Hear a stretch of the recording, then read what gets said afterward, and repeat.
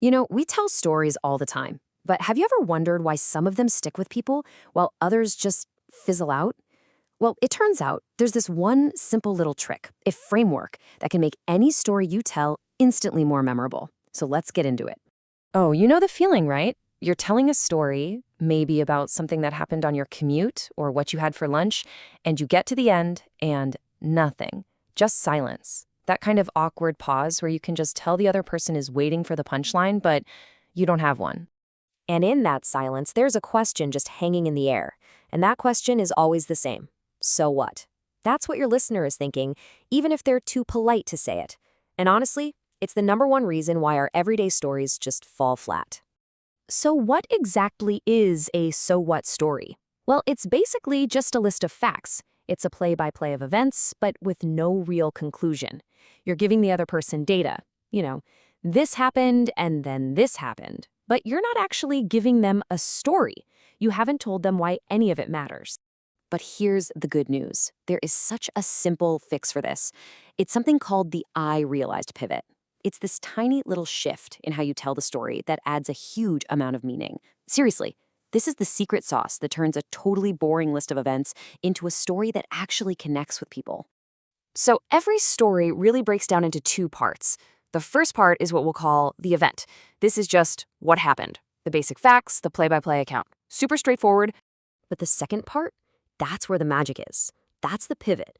And this isn't about what happened on the outside. It's about what happened on the inside. It's about how that event changed something in you. So to put it simply, the pivot is that aha moment. It's the point in the story where you actually spell out how an experience shifted your perspective, even if it's just in a tiny way. And the way you signal this to your listener is so simple. You just use a powerful little phrase like, I realized, or, and it just hit me that. That's the cue. It's like you're tapping them on the shoulder and saying, okay, listen up. This is the important part.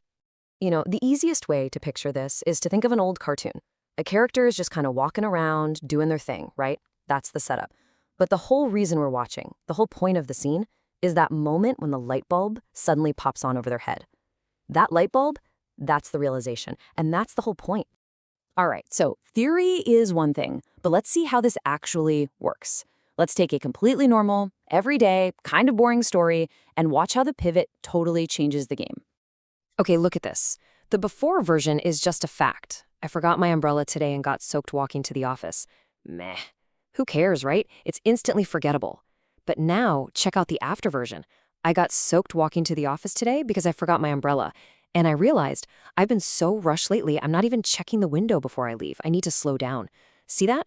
All of a sudden, the story isn't about the rain anymore. It's about self-awareness. It has a point.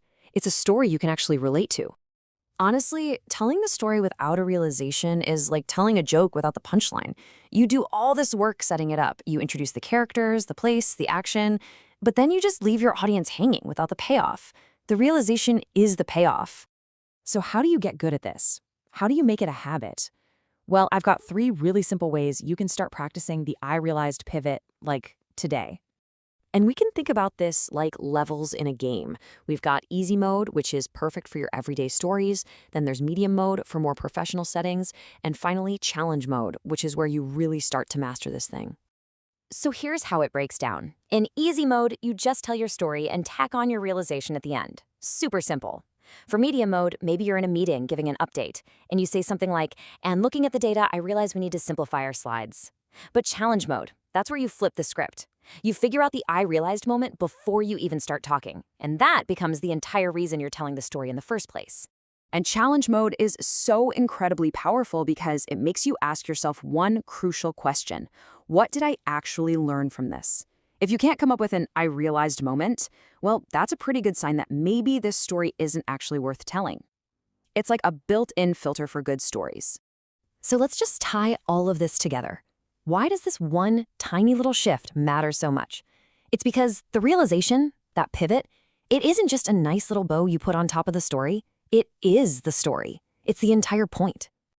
Let's go back to that cartoon. All the events, the facts, the action, that's just the character walking around on screen. It's motion without meaning. It's the light bulb turning on, that moment of realization that gives the whole journey a purpose and makes it a story worth telling. So as you go through your day today, Try to keep this idea in your back pocket.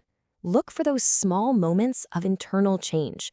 Because the truth is, the most memorable stories aren't about the crazy, extraordinary things that happen to us. They're about the simple, powerful things we realize along the way. So, what will you realize today?